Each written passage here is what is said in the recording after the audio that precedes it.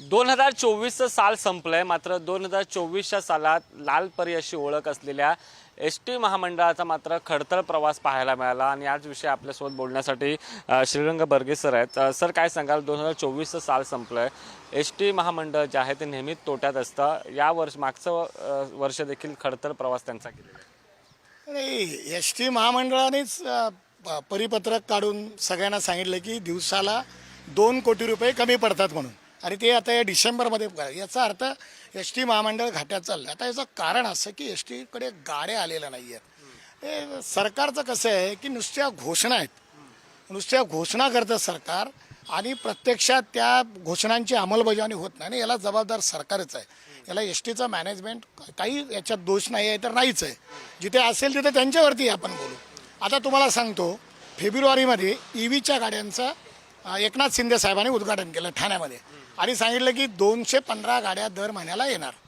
म्हणजे आत्ता डिसेंबर होऊन गेला, म्हणजे 2000पेक्षा जास्त गाड्या यायला पाहिजे होत्या, पण प्रत्यक्षात ताप्यात 168 गाड्या आलेल्या आहेत। आता याच्यातलं कारण असं की या EVच्या गाड्या तयार करणाऱ्या कंपन्याच नाही आहेत जास्त, आणि ज्या कंपनीला हे काम दिलं त्यांच्याकडे इतक्या ऑर्डर आहेत, त्यांनी इतक्या ऑर्डर घेऊन ठेवलेत का त्यांनी घेतलेल्या, म्हणजे त्यांनी जे पुरवठा करायचं ते ठरवलं आहे त्यापैकी कुठल्याच संस्थेला त्यांनी गाड्या दिलेल्या नाहीत। त्याचं कारण असं की त्याचं प्रोडक्शनच नाही, निर्मिती नसेल तर कसं काय देणार ते? आणि ही निर्मिती 5150 गाड्या यायला मला वाटतं अजून 8-10 वर्ष लागतील।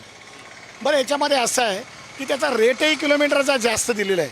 म्हणजे एस टीमध्ये त्याच्यामध्ये साधारणतः 20, 18, कुठे कुठे 22 रुपये असा त्याच्यात प्रति किलोमीटर लॉस होतो आहे। त्याच्यामुळे तो प्रोजेक्ट काही फायद्याचा नाही आहे। त्या गाड्या काही वेळेवर येणार नाही आहेत। त्या जर 2000 गाड्या आल्या असतात तर तोटा, पण ते प्रवाशांची सेवा झाली असती। कारण आता त्यांना निविदा दिली आहे, आता ते निविदा कशी रद्द करणार वगैरे। आता त्याच्यामध्ये काय केलं आहे, एस टीने त्यांना 14 कोटीचा दंड लावला आहे। ही एक नवीन बातमी आहे आपल्यासाठी। आता ते जो प्रोसेसमध्ये आहे त्याची फाईल तयार आहे, पण हे दंड लावून काय, 2000 गाड्या आल्या असत्या साधारणतः, तो उत्पन्न किती मिळालं असतं, प्रवाशांना चांगली सेवा द्यावी, याचं काय? आणि म्हणून हे वरवरचं सगळं चाललेलं आहे। आणि याच्यामध्ये खरोखर सांगतो तुम्हाला की EVच्या प्रोजेक्टमध्ये हात गुंतलेले आहेत वरिष्ठांचे, म्हणजे मंत्रालयातूनच, आणि त्याच्यामुळं हा प्रोजेक्ट व्यवस्थित होत नाही आहे, तरी त्याच्यावरती कारवाई होत नाही। मध्यंतरी भरत गोगावले साहेबांनी सांगितलं की EVच्या प्रोजेक्ट रद्द करणार म्हणून, परवा सांगितलं, पण तसं काही दिसत नाही आहे। ते फक्त आता 14 कोटीची फाईल नाचवत आहेत आता सध्या दंड केल्याची, कारण ते करू शकत नाहीत, कारण त्यांचे हात गुंतलेले आहेत। आता याच्यामुळे महामंडळाचं नुकसान झालं। आता जो LNG प्रोजेक्ट आहे त्याच्यामध्ये असा त्यांनी दावा केला आहे, LNG प्रोजेक्ट हा राज्यामध्ये पहिल्यांदा चालवला जातो आहे। देशामध्ये कुठेच सार्वजनिक वाहतुकीमध्ये द्रवरूप वायूवर गाड्या चाललेल्या नाहीत अजून। आता ते प्रयोग एस टीमध्ये पहिल्यांदा होतो आहे, आणि त्याच्यामध्ये साधारणतः 20-22 रुपये एका किलोमीटरला डिझेलपेक्षा कमी लागणार आहे। दुसरं, गाडी बांधणीला साधारणतः गाडी बांधणी आणि इंजिनचा सगळा खर्च 19 लाख रुपये प्रति गाडी लागणार आहे। कारण आमच्या ज्या जुन्या गाड्या आहेत त्याच्यावरती ही बॉडी बांधली जाणार आहे आणि इंजिन ठेवलं जाणार आहे।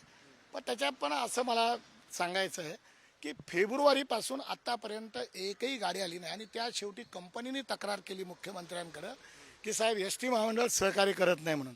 आता जर एवढा वेळ लागला असेल तर खरं पण आहे, याची चौकशी झाली पाहिजे, आणि मुख्यमंत्र्यांनी त्याची तात्काळ मीटिंग लावली। मुख्यमंत्र्यांना बघा, आमची विचारधारा वेगळी आहे, पण त्यांना आम्ही धन्यवाद देतो आहे की त्यांनी याच्यावरती लक्ष घातलं आहे म्हणून, आणि ते लक्ष घालायला पाहिजे। कारण काय, ह्या गाड्या येतात, ह्या 5000 गाड्या LNGवरच्या येणार होत्या, त्या 5000 विजेवरच्या 5000 गाड्या आल्या असत्या तर प्रवाशांना अतिशय चांगला सेवा मिळाली असती, पण तसं घडलेलं नाही।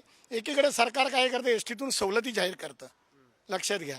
आता अमृत ज्येष्ठ नागरिकांना मोफत प्रवास आहे, महिलांना अर्धा प्रवास आहे, पण त्याला बसायला गाड्या कुठे आहेत? आणि गाड्या येत नाहीत तोपर्यंत एस टीची आर्थिक परिस्थिती सुधारणार नाही, हा तोटा वाढतच राहील। कारण गाड्या जुन्या झालेल्या आहेत एस टीच्या, त्या आता गाड्या हळूहळू भंगारात निघत आहेत, त्याचं काम निघतं आहे, त्याच्या स्पेअरपार्टवरती खर्च होतो आहे जास्त, जुन्या गाड्यांच्या इंधनावरती, त्याला इंधन जास्त लागतं त्याच्यावरती खर्च होतो आहे।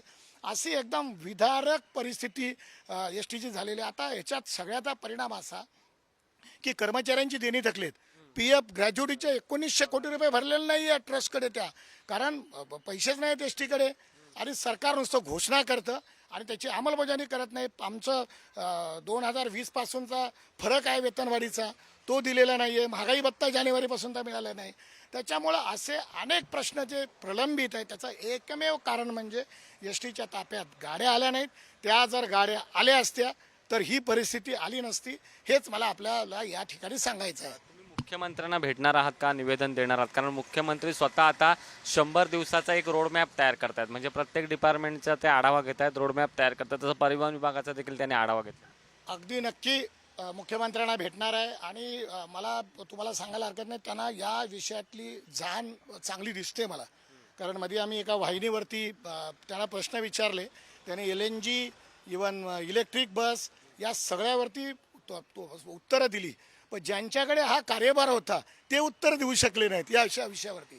आणि म्हणून मला असं वाटतं की त्यांचा अर्थात केंद्र सरकारचंच धोरण आहे की प्रदूषणमुक्त वातावरण तयार करण्यासाठी LNG CNG किंवा विजेवरच्या गाड्या आल्या पाहिजेत. त्यांचं ते धोरण आहे आणि ते धोरण मला वाटतं चांगलं आहे. कारण काळानुरूप आहे. आता बदललं आहे सगळं. डिझेलवरचा खर्च जास्त होतो, त्याच्यामुळं प्रदूषण वाटतं आहे. म्हणून आम्ही नक्की मुख्यमंत्र्यांना भेटणार आहे. मी त्यांना मध्यंतरी भेटलो होतो, त्याला गाडी दिली होती STची. ST वाचली पाहिजे. ते मला म्हणालेले त्यावेळी की ही गाडी मी ठेवेन माझ्याकडे आणि मला ही गाडी बघितली की आठवण होईल की STला मदत करायची आहे. आता योगायोगाने त्यावेळी ते उपमुख्यमंत्री होते, आता ते मुख्यमंत्री झालेले आहेत.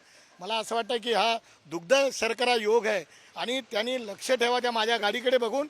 ही जनसामान्यांची जी वाहिनी आहे, लोकवाहिनी आहे, महाराष्ट्राची रक्तवाहिनी आहे, ही वाचावी यासाठी ते प्रयत्न करतील अशी अपेक्षा करायला हरकत नाही. कारण त्यांनी आता 100 दिवसाचा रोडमॅप दिला आहे. पण याच्यात एक धोका आहे. आपल्या माध्यमातून मला अजून एक सांगायचं, काल त्यांनी जी बैठक घेतली परिवहन विभागाची, उद्दिष्ट त्यांनी ठरवून दिले 100 दिवसाचं. त्याच्यामध्ये त्यांनी मॅक्सी कॅब आणायचं असं म्हटलेलं आहे. आणि म्हणे मॅक्सी कॅब सुंदर आणि सुरक्षित सेवा देणार, असं होऊ शकत नाही. STचे अपघात हे प्रायव्हेटच्या तुलनेमध्ये खूप कमी आहेत. 5 लाख किलोमीटर झाल्यानंतर एक अपघात होतो, तो किरकोळ असतो, लक्षात घ्या. आणि म्हणून मॅक्सी कॅब सारख्या ह्याला आणणं म्हणजे ST बंद करणं असंच आहे. कारण ते लोक कुठेही ते लोक नियमाने वागत नाहीत. सरकारचं तर म्हणणं आहे की त्याच्यामुळे रोजगार निर्मिती होते, कारण ते गाड्या वाढतात, तो गाडी चालवणाऱ्याला रोजगार मिळतो, गाडी बनवणाऱ्या कंपन्यांना रोजगार. पण त्याच्यामधून तोटा असा आहे की जी सार्वजनिक वाहतूक आहे, जी सुरक्षित आहे, चांगली आहे, प्रदूषणमुक्त आहे, कारण आमच्या गाड्या वेळोवेळी तपासल्या जातात, तर ती वाहतूक बंद पडेल. आणि म्हणून ह्या मॅक्सी कॅबसारखं मुख्यमंत्र्यांनी करू नये, हेही मला मुख्यमंत्र्यांना आपल्या माध्यमातून सांगायचं आहे. नक्कीच आपल्यासोबत श्रीरंग बर्गे सर होते. ते म्हणालेत की मी मुख्यमंत्र्यांची भेट देखील घेणार आहे. कारण मुख्यमंत्र्यांनी प्रत्येक विभागाचा एक रोडमॅप तयार केला आहे. तसाच परिवहन विभागाचा देखील 100 दिवसाचा रोडमॅप केला आहे आणि त्याच पार्श्वभूमीवर ते देखील भेट घेणार आहेत. Camera person Manoj sir, Sushant Sawant, Pudhari news, Mumbai.